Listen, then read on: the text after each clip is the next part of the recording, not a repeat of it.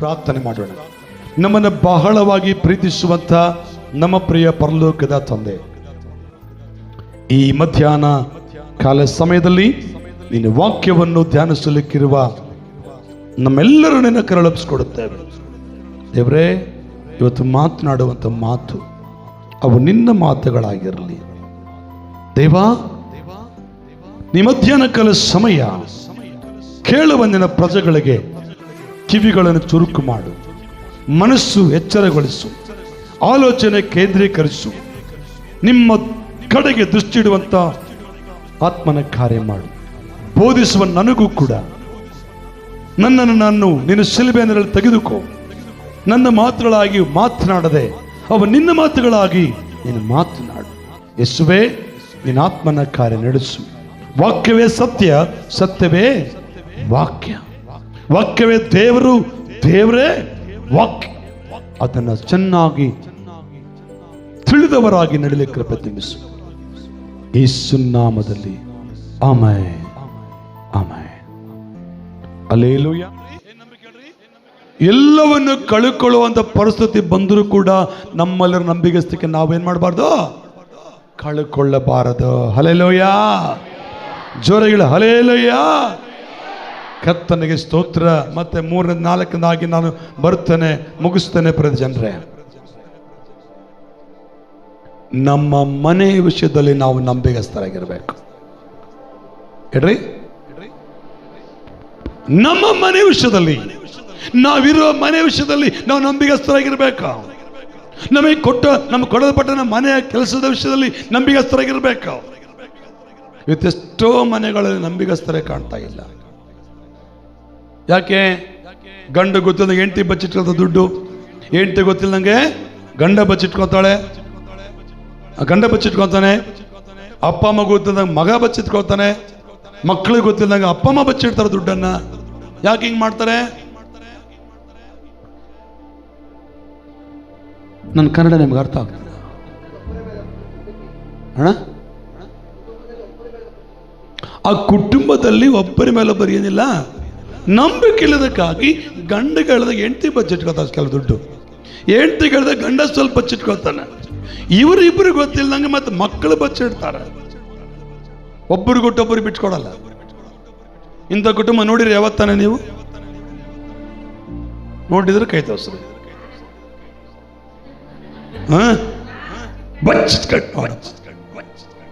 ನೀವು ಸುಮ್ಕದ್ರಿ, ನೀವು ಪಕ್ಕ ಕಳ್ಳ, ನೀವು ಒರಿಜಿನಲ್ ಕಳಿಯನ್ನ.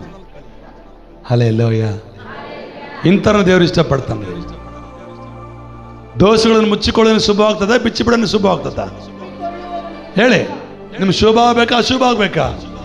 ಹೆಸರು ಶುಭ ಆಗ್ಬೇಕಂತೀರ? ಶುಭ ಆಗ್ಬೇಕಂದ್ರೆ ಹಿಂಗೆ ಮಾತಾಡ್ಬೇಕು. ನೀವು ಹಿಂಗಿದ್ರೇನೆ ನಿಮಗೆ ಶುಭ ಬರ್ತದೆ. ಹೇಳ್ರಿ, ಬಚ್ಚಿಟ್ಕೊಂಡಿರ? ಹೇಳ್ದ ಕೇಳ್ದ? ನೀನ್ ಎತ್ತಮ್ಮ, ಕೈ ಎತ್ತಮ್ಮ.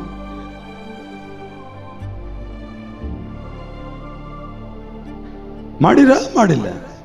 ಮಾಡಿದ್ರೆ ಮಾಡಿ. ನಾನು ನಿಮ್ಮನ್ನು ಯಾರಿಗೆ ಹೇಳಲ್ಲಮ್ಮ, ವಿಡಿಯೋ ತೆಗೆದವೆ ಸಿದ್ಧ, ವಿಡಿಯೋ ತೆಗ್ದಿಲ್ಲ ಹೇಳ್ರಿ. ನಾನು ಯಾಕೆ ಮಾತಾಡ್ತಂದ್ರೆ, ಇವತ್ತು ನಮ್ಮ ಮನೇಲಿ ನಮಗೆ ನಂಬಿಕೆ ಇಲ್ಲ, ಗೊತ್ತಿಲ್ಲ, ಬಚ್ಚಿಡ್ತಾರೆ. ನಿಮ್ಗೇನು ಗೊತ್ತು ಸಾರ್, ಎಲ್ಲ ಇದ್ಬಿಟ್ರೆ ಎಲ್ಲ ಖರ್ಚು ಮಾಡಿಬಿಡ್ತಾರೆ. ಮಾಡ್ತಾರಮ್ಮ. ಅನನ್ಯ ಸತ್ರು ಅದಕ್ಕೆ ಸತ್ತೋಗಿದ್ದಲ್ಲ. ಯಾಕೆ ಸತ್ತೋದ್ರ ಅವರು?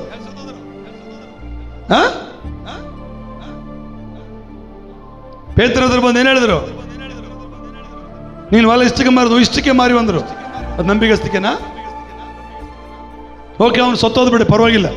ಅವ್ರು ಏನ್ ಮಾಡಿದ್ಲು? ಏನಮ್ಮ ನೀವು ಮಾಡಿದ ಇಷ್ಟಕ್ಕೆನಾ? ಅಷ್ಟಕ್ಕೆ ಅನ್ಲ, ಆಯ್ಮೇನ ಅನ್ಲ. ನಾನು ಯಾಕೆ ಮಾತಾಡ್ತಂದ್ರೆ, ಮನೆಯಲ್ಲಿ ನಂಬಿಗಸ್ತರಿಲ್ಲಮ್ಮ. ನಂಬಿಗಸ್ತನಾದ ಸ್ನೇಹಿತ ಯಾರು ನಮಗೆ? ನಂಬಿಗಸ್ತರಾದ ಸ್ನೇಹಿತ ಯಾರು ನಮಗೆ? ಏಸಯ್ಯ ಏಸಯ್ಯ ಏಸಯ್ಯ ಏಸಯ್ಯ ಏಸಯ್ಯ ಏಸಯ್ಯ ಏಸಯ್ಯ ಏಸಯ್ಯ ನಂಬಿಗಸ್ತನಾದ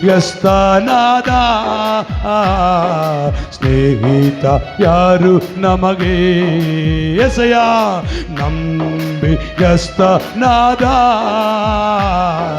ಸ್ನೇಹಿತ ಯಾರು ನಮಗೆ? ಏಸಯ್ಯ ಏಸಯ್ಯ ಏಸಯ್ಯ ಏಸಯ್ಯ ಏಸಯ್ಯ ಏಸಯ್ಯ ಏಸಯ್ಯ ಏಸಯ್ಯ ಏಸಯ್ಯ. ಹಲ್ಲೆಲೂಯಾ.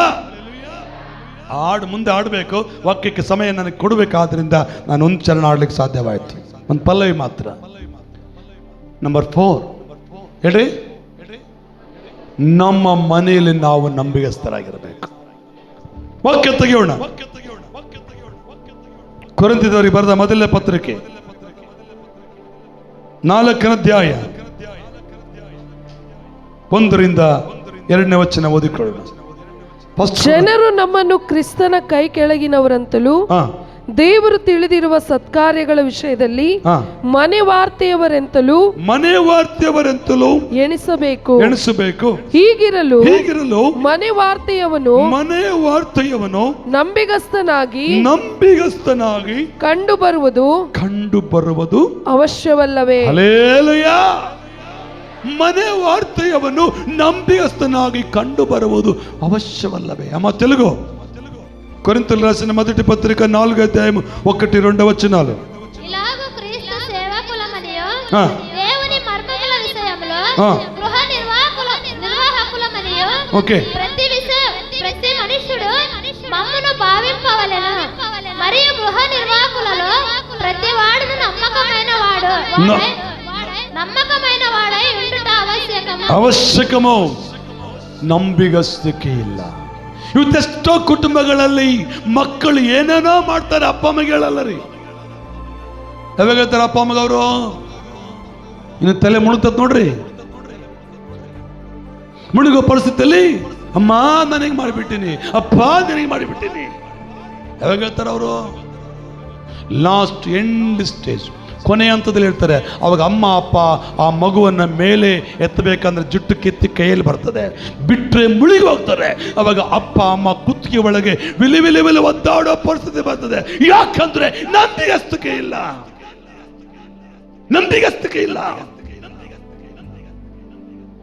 ಹಲ್ಲೆಲೂಯಾ.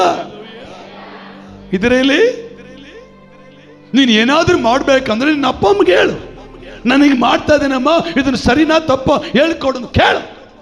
ಅವರು ಎತ್ತಿ, ಅವರು ಸಾಕಿ, ಅವ್ರು ದೊಡ್ಡವ್ರು ಮಾಡ್ದಲೆ ನೀನು ದೊಡ್ಡವನಾಗ ಚಾನ್ಸ್ ಇಲ್ಲ. ಅವರು ನಿನಗೆ ಉತ್ತಮವಾದಂಥ ಬಟ್ಟೆಗಳನ್ನು, ಉತ್ತಮವಾದ ಆಹಾರ ಕೊಡದಿದ್ರೆ ಈ ಮಟ್ಟಿಗೆ ಬೆಳೆಯಲಿಕ್ಕೆ ಸಾಧ್ಯವಿಲ್ಲ. ಮತ್ತು ನೀನೀಗ ದೊಡ್ಡನಾಗಿಬಿಟ್ಟಿ ಅಂತೇಳಿ ಬುದ್ಧಿ ಇದೆ, ವಿದ್ಯೆ ಇದೆ, ಸಾಮರ್ಥ್ಯ ಇದೆ, ಸಂಪಾದನೆ ಮಾಡ್ತೀವಿ ಅಂತ ಅವರು ಗೊತ್ತಿಲ್ಲದ ಪಾಪದ ಕೃತ್ಯಗಳನ್ನು, ಗೊತ್ತಿಲ್ಲದ ನೀಚ ಕೃತ್ಯಗಳನ್ನು ಮಾಡಿ ನಂಬಿಗಸ್ತು ಕಳ್ಕೊಂಡು ನಿನ್ನ ತಾಯಿ ತಂದೆ ಕಣ್ಣಲ್ಲಿ ನೀರು ಬಂದರೆ ಒಳ್ಳೆ ಆಗ್ತದೆ, ನಿನಗೆ ಶಾಪವಾಗಿ ಮಾರ್ಪಡ್ತದೆ. ಹಲ್ಲೆಲೂಯಾ ಹೇಳಿ, ಹಲ್ಲೆಲೂಯಾ.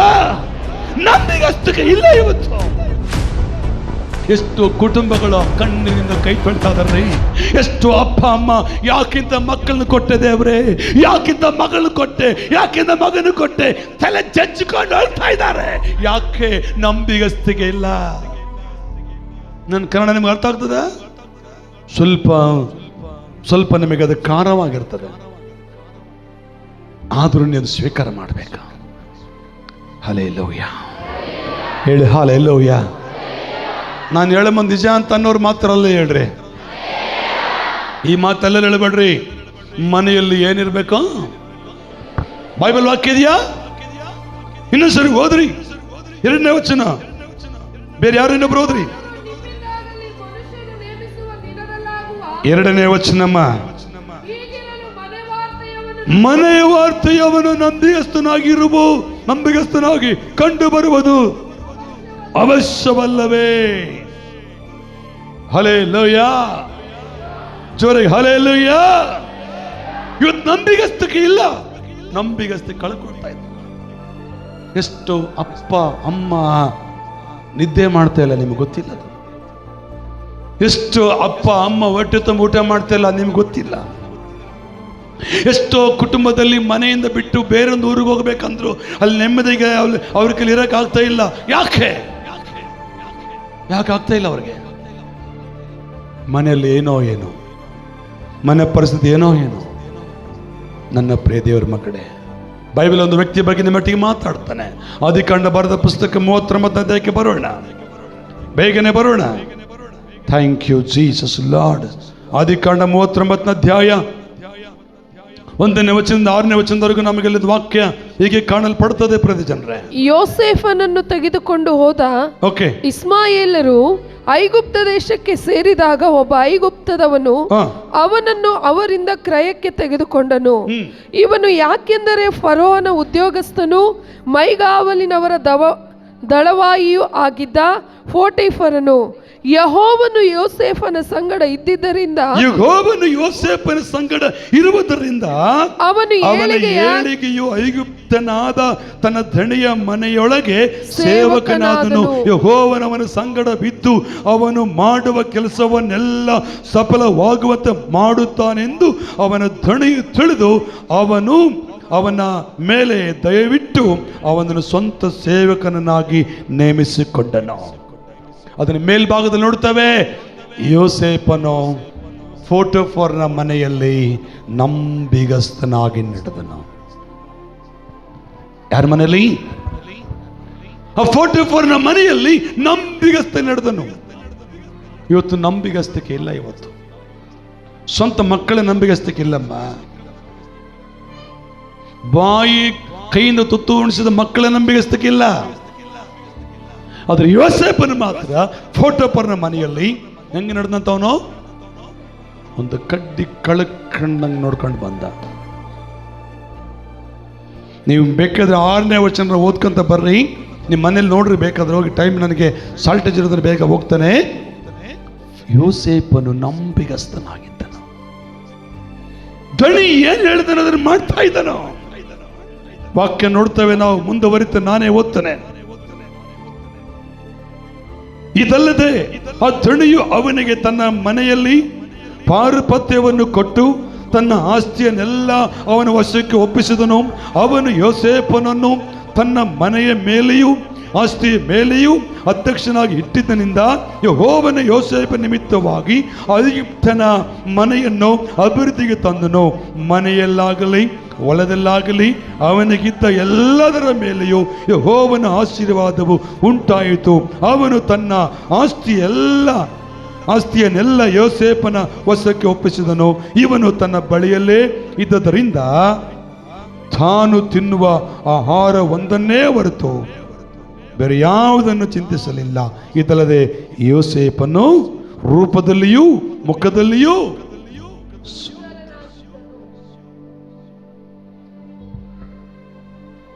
ಯೋಸೇಫನಂತ ನಂಬಿಗಸ್ತರು ಇವತ್ತು ನಿಮ್ಮ ಮನೆಗೆ ಅದರ.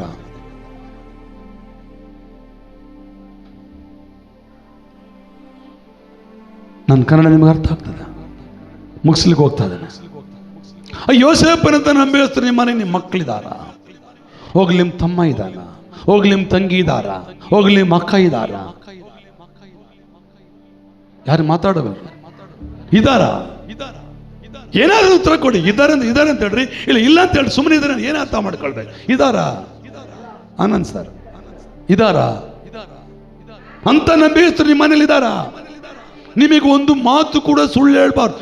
ನಿಮಗೊಂದು ಒಂದು ಒಂದು ಒಂದು ಕೂಡ ಮಿಸ್ಟೇಕ್ ಮಾಡಿದ್ರೆ ನಿಮಗೆಲ್ಲ ಪಿನ್ ಟು ಪಿನ್ ಹೇಳ್ಬೇಕು ಅಂತವ್ರು ಇದ್ದಾರ ನಿಮ್ಮ ಮನೆಗಿದ್ದಾರ?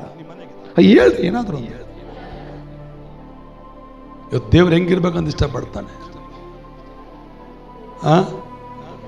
ನಂಬಿಗಸ್ತಕ್ಕೆ ಒಂದ್ಸಾರಿ ಹೃದಯ ಒಡೆದೋಗ್ತದೆ. ಮಾತು ಓದ್ಬೇಕಾದ್ರೆ ನನಗೆ ಈ ವಾಕ್ಯ ಓದ್ಬೇಕಾದ್ರೆ ಹೃದಯ ಒಡಿತದೆ. ಮತ್ತೆ ನಿಮಗೆ ಅನಿಸ್ತದೆ ಗೊತ್ತಿಲ್ಲ. ನಾನು ಈ ವಾಕ್ಯವನ್ನು ಧ್ಯಾನಿಸುವಾಗ ಹೃದಯ ಒಡೆದೋಯ್ತು. ನೋಡ್ಬೇಡ, ಮುಗಿಸ್ತೇನೆ.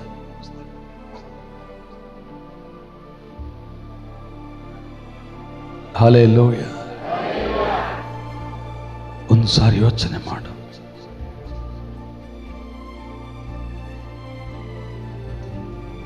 ಒಂದ್ಸರಿ ಯೋಚನೆ ಮಾಡು. ಯೋಸೇಫನ ಫೋಟೋ ಫಾರ್ನ ಮನೆಯಲ್ಲಿ ನಂಬಿಗಸ್ತನಾಗಿದ್ದಕ್ಕೆ ಅವನಿಗೆ ಸಮಸ್ಯೆ ಬಂತು. ಹೆಂಡತಿ ಬಲಾತ್ಕರಿಸಿದಳು. ಹೆಂಡತಿ ಅವನ ಮೇಲೆ ದೌರ್ಜನ್ಯ ಮಾಡಿದಳು. ಗಂಡನಿಗೆ ಇಲ್ಲ ಸಲ್ಲದ ಅಪರಾಧಗಳನ್ನು ಹೇಳಿ ಅವನ್ನ ತೆಗೆದುಕೊಂಡೋಗಿ ಎಲ್ಲಿ ಹಾಕಲ್ಪಟ್ರು?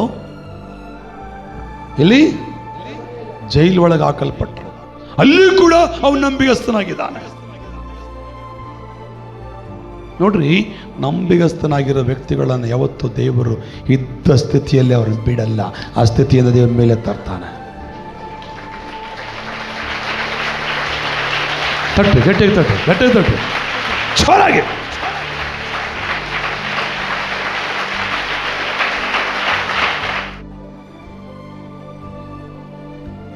ಬೈಬಲ್ ವಾಕ್ಯ ಅಂತಂದ್ರೆ ಯೋಸೇಫನು ಫೋಟೋ ಫಾರ್ನ ಮನೆಯಲ್ಲಿ ನಂಬಿಗಸ್ತನಾಗಿದ್ದನು. ಸೆರೆಮನೆಗೆ ಹೋದರೂ ಕೂಡ ನಂಬಿಗಸ್ತನಾಗಿದ್ದನು.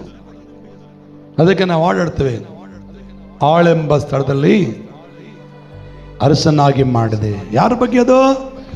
ಯೋಸೇಫನ ಬಗ್ಗೆನೆ. ಯಾರ ಕುರಿತಾಗಿ ಅದು? ಯೋಸೇಫನ ಕುರಿತಾಗಿ. ಇವತ್ತು ನಿನ್ನ ಮಕ್ಕಳಿಗೆ ನಂಬಿಗಸ್ತಕ್ಕಿಲ್ಲ. ಅದಕ್ಕೆ ನಾನು ಯಾವಾಗಲೂ ಹೇಳ್ತೇನೆ ನಮ್ಮ ಮನೆಗಿರೋ ಮಕ್ಕಳಿಗೆ, ನಂಬಿಗಸ್ತಿ ಕಳ್ಕೊಬೇಡ್ರಿ. ನಂಬಿಕೆ ದ್ರೋಹ ಮಾಡಬೇಡ್ರಿ. ನೀವು ಒಂದು ವೇಳೆ ನಂಬಿಕೆ ದ್ರೋಹ ಮಾಡಿ ನಿಜವಾದರೆ ನಿಮಗೆ ಮಾಡ್ತಾರ, ಹುಟ್ಟುತ್ತಾರ. ಅದ್ರಾಗ ಎರಡು ಮಾತೇ ಇಲ್ಲ. ಹಲ್ಲೆಲೂಯ. ನಂಬಿಗಸ್ತಿಕೆ ಬಹಳ ಮುಖ್ಯ. ಯೋಸೇಫನು ಫೋಟೋ ಫಾರ್ನ ಮನೆಯಲ್ಲಿ ನಂಬಿಗಸ್ತನಾಗಿದ್ದನು. ಇನ್ನೊಂದು ವ್ಯಕ್ತಿ ಇದ್ದಾನೆ, ಆತನ ಬಗ್ಗೆ ಮುಗಿಸ್ತಾನೆ. ಕೊಲೆಸದವರಿಗೆ ಬರೆದ ಪತ್ರಿಕೆಗೆ ಬರೋಣ.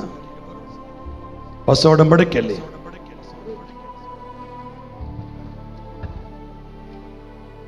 Thank you Jesus lord.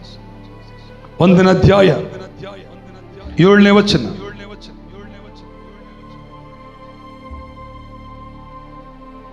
ಕೊಲೆಸದವರಿಗೆ ಬರೆದ ಪತ್ರಿಕೆ, ಫಿಲಿಪ್ಪ ಪತ್ರಿಕೆ ಆದ್ಮೇಲೆ ಪೇಜ್ ನಂಬರ್ 5.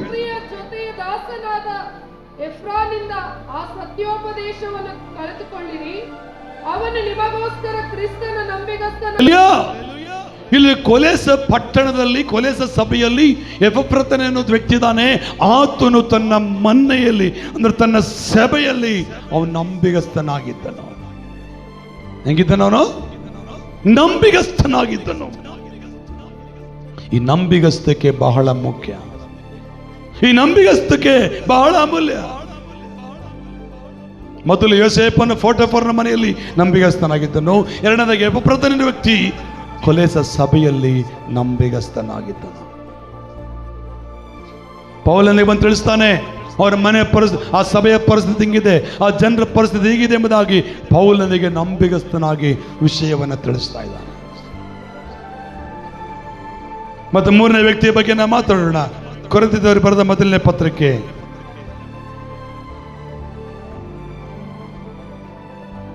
ಕೊರಿಂಥದವರಿಗೆ ಬರೆದ ಮೊದಲನೇ ಪತ್ರಿಕೆ 4ನೇ ಅಧ್ಯಾಯ 17ನೇ ವಚನ ಒಂದು ಚಲೋದಿಕೊಳ್ಳೋಣ. 4:17 ನಾನು ಓದ್ತೇನೆ. ಕರ್ತನಲ್ಲಿ ನನ್ನ ಮಗನಾದ ತಿಮೋತಿಯನ್ನು ನಿಮ್ಮ ಬಳಿಗೆ ಕಳಿಸಿಕೊಟ್ಟಿದ್ದೇನೆ. ಅವನು ನನಗೆ ಪ್ರಿಯನೂ ನಂಬಿಗಸ್ತನೂ ಆಗಿದ್ದಾನೆ. ಅವನು ಕ್ರಿಸ್ತನ ಸೇವೆಯಲ್ಲಿರುವ ನನ್ನ ನಡವಳಿಕೆಯನ್ನು, ಅಂದರೆ ನಾನು ಎಲ್ಲೆಲ್ಲಿಯೂ ಪ್ರತಿಯೊಂದು ಸಭೆಯಲ್ಲಿಯೂ ಬೋಧಿಸುವ ಕ್ರಮವನ್ನು ನಿಮ್ಮ ನೆನಪಿಗೆ ತರುವನು. ನಿಮ್ಮಲ್ಲಿ ಕೆಲವರು ಪೌಲನು ನಮ್ಮ ಬಳಿಗೆ ಬರುವುದಿಲ್ಲವೆಂದು ಒಪ್ಪಿಕೊಂಡಿದ್ದಾರೆ. ಆದರೆ ಕರ್ತನ ಚಿತ್ತವಿದ್ದರೆ ನಾನು ಬೇಗ ನಿಮ್ಮ ಬಳಿಗೆ ಬಂದು ಒಪ್ಪಿಕೊಂಡಿರುವವರ ಮಾತನ್ನಲ್ಲ, ಅವರ ಶಕ್ತಿಯನ್ನೇ ಗೊತ್ತು ಮಾಡಿಕೊಳ್ಳುವೆನು. ಪೌಲನೇ ಮೂರನೇ ವ್ಯಕ್ತಿ ಯಾರು ಗೊತ್ತಾ? ತಿಮೋತಿ. ಹಲೋ, ತಿಮೋತಿ ಯಾರು ನಂಬಿಗಸ್ತನಾಗಿದ್ದನು? ದೇವರಿಗೆ ನಂಬಿಗಸ್ತನಾಗಿದ್ದನು. ಮತ್ತು ಪೌಲನಿಗೂ ಕೂಡ ನಂಬಿಗಸ್ತನಾಗಿದ್ದನು. ಇವತ್ತು ನಂಬಿಗಸ್ತರು ಇಲ್ಲಮ್ಮ. ಏನಾದ್ರೂ ಕೆಲಸ ವಹಿಸ್ಕೊಡ್ಬೇಕಂದ್ರೆ ಆ ನಂಬಿಗಸ್ತಕ್ಕೆ ಇಲ್ಲ. ನಂಬಿಗಸ್ತು ಕಳ್ಕೊಳ್ತಾ ಇದ್ದಾರೆ. ನಂಬರ್ 1 ಯೋಸೇಫನು ಫೋಟೋಪೋರ್ನ ಮನೆಯಲ್ಲಿ ನಂಬಿಗಸ್ತನಾಗಿದ್ದ. ನಂಬರ್ 2 ಕೊಲೆಸ ಸಭೆಯಲ್ಲಿ ಎಪಫ್ರತನ ವ್ಯಕ್ತಿ ನಂಬಿಗಸ್ತನಾಗಿದ್ದ. ನಂಬರ್ 3 ತಿಮೋತಿಯು ಪೌಲನ ಹತ್ರ ನಂಬಿಗಸ್ತನಾಗಿದ್ದನು. ಕಣ್ಣು ಮುಚ್ಚಿಕೊಂಡು ಪ್ರಾರ್ಥನೆ ಮಾಡೋಣ. ಎಲ್ಲರ ಕಣ್ಣು ಮುಚ್ಕೊಳ್ಳೋಣ. ಇನ್ನೂ ತುಂಬ ವಿಷಯಗಳು ಉಂಟು. ಪ್ರಾರ್ಥನೆಗೆ ಬಯಸೋಣ. ನಂಬಿಗಸ್ತಿಗೆ ಬಹಳ ಮುಖ್ಯ. ಕರ್ತನಲ್ಲಿ ಪ್ರಿಯರೇ, ಥ್ಯಾಂಕ್ ಯು ಲಾ. ಇರುವ ಜಾಗದಲ್ಲಿ ಮಡಕಲಾಗ್ತೀಯ. ಕಣ್ಣುಗಳನ್ನು ಮುಚ್ಕೋ. ಪ್ರಾರ್ಥನೆ ಕಡೆಗೆ ಕಿಬೋಸು. Thank you.